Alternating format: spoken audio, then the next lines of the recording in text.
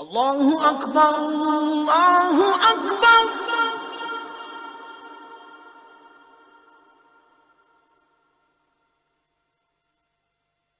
الله أكبر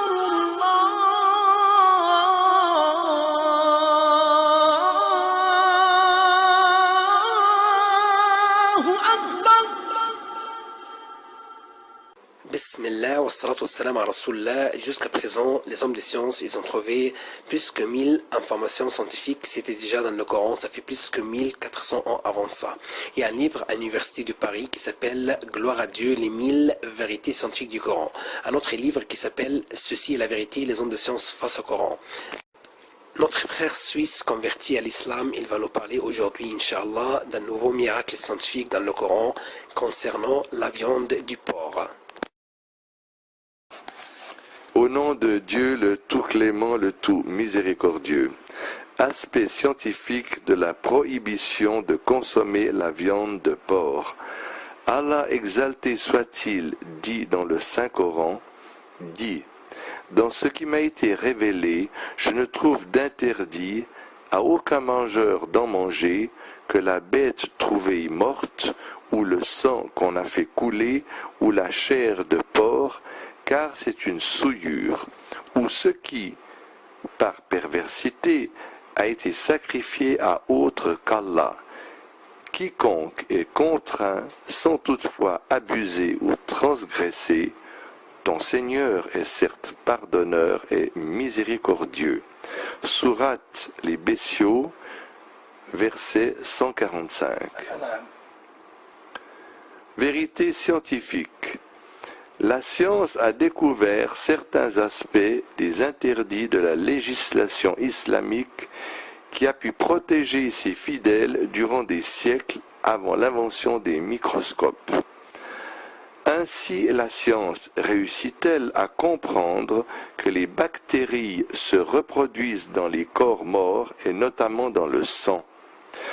De même, la science comprit que les souillures qui se regroupent dans la viande de porc sont intraitables. Le porc est donc un refuge pour les microbes, des bactéries et des virus qui transmet à l'homme et aux animaux.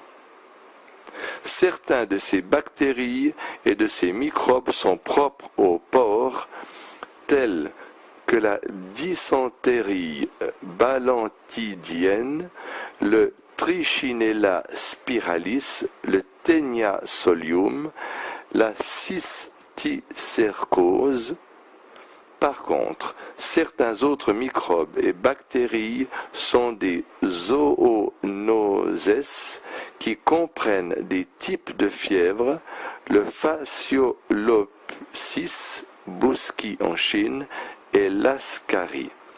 Quant à la dysenterie balantidienne, elle se propage souvent de façon épidémique chez les éleveurs de porcs et ceux qui les côtoient, tel que ce fut le cas sur l'île de l'océan Pacifique suite à une tempête qui dispersa les crottes de porc. Il s'avère que cette maladie est inhérente à l'existence du porc dans un endroit,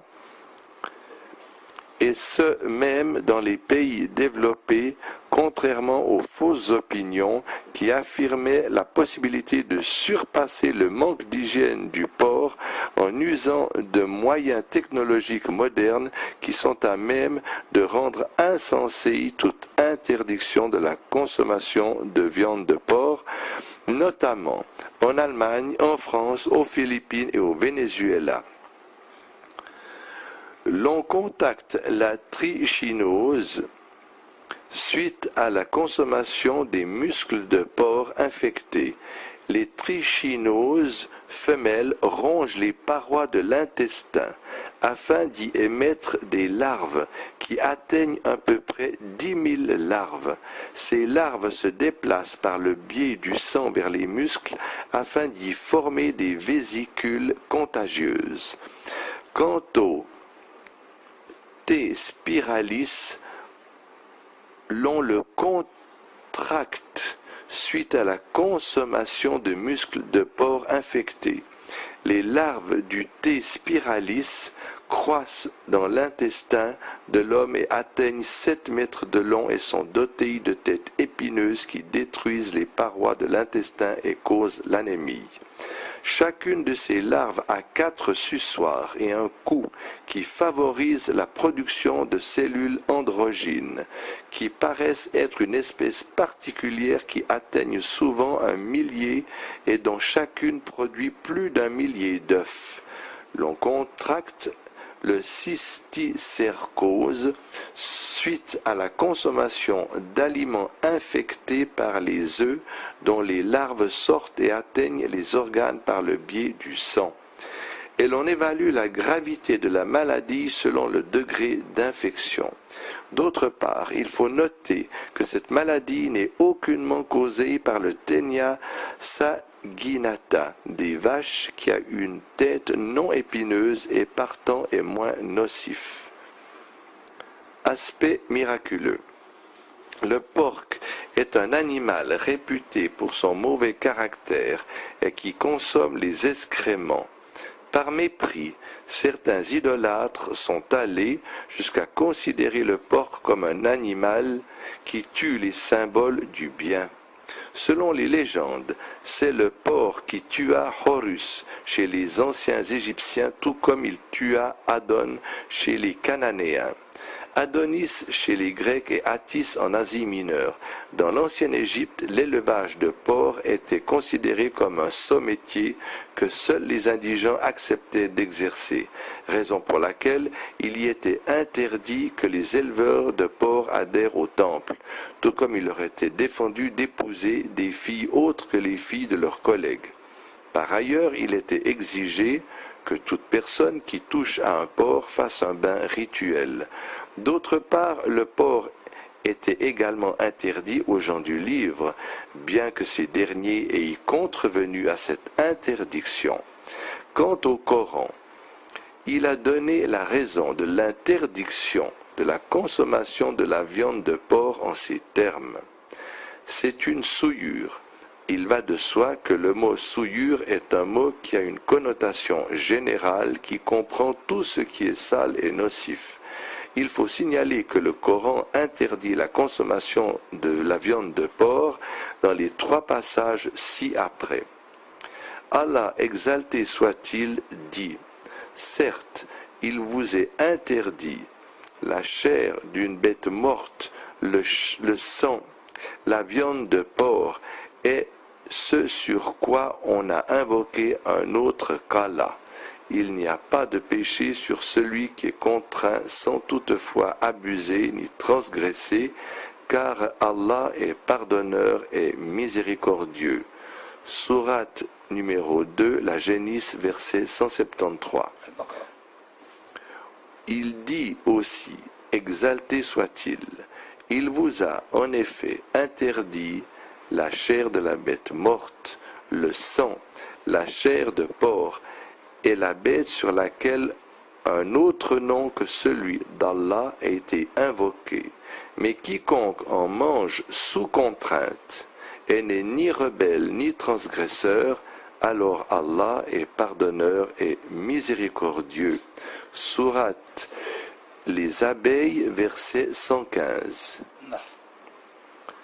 Il dit enfin, exalté soit-il, vous sont interdits la bête trouvée morte, le sang, la chair de porc, ce sur quoi on a invoqué un autre nom que celui d'Allah, la bête étouffée, la bête assommée ou morte d'une chute ou morte d'un coup de corne est celle qu'une bête féroce a dévorée, sauf celle que vous égorgez avant qu'elle ne soit morte.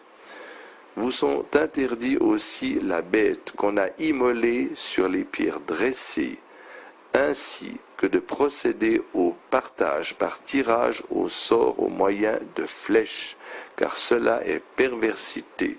Sourate la table, verset 3. Cette interdiction de la consommation de porc englobe tout ce qui est consommable, y compris la graisse.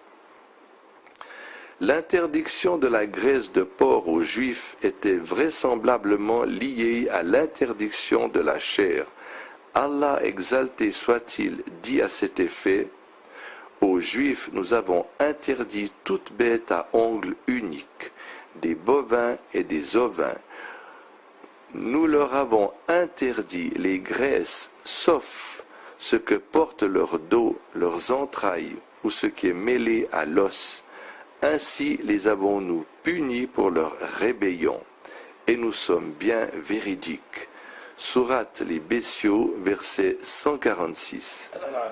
En effet, l'interdiction de la chair de porc sous-entend l'interdiction de la graisse, même comme nourriture pour des animaux qui sont destinés à la consommation humaine.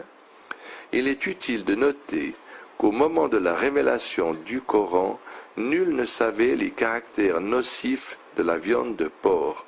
Comment donc expliquer cette prévention législative si ce n'est par le fait que la législation coranique provient du savant et du sage par excellence?